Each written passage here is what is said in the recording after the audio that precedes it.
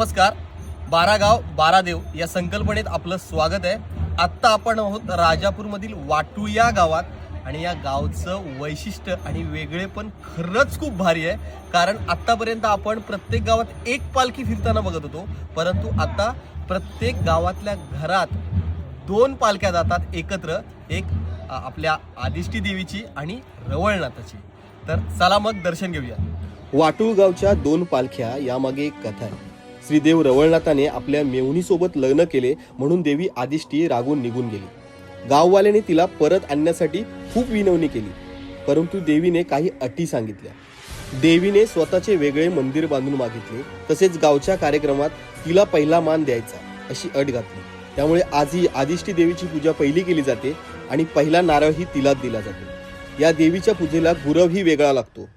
श्रीदेव रवळनाथ देवाचा गुरव तिला चालत नाही, तसेच देवाच्या गुरुवाने या देवीचा प्रसाद देखील खायचा नाही. ही प्रथा आजही पाळली जाते. म्हणून वाटूळ गावच्या 2 पालख्या.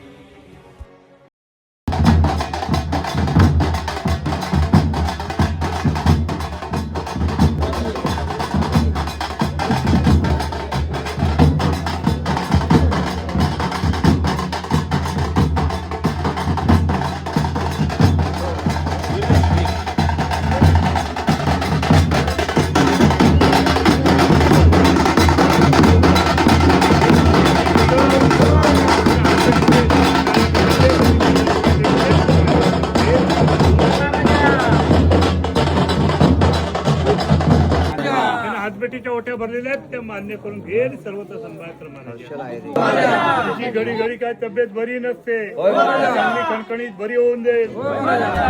खरंच राजापूर गावातील वाटू या गावाची दखल जी 24 तास मध्ये एक आर्टिकल आलंय आणि जवळपास पूर्ण रत्नागिरी जिल्ह्यात प्रसिद्ध आणि जागृत देवस्थान म्हणता येईल.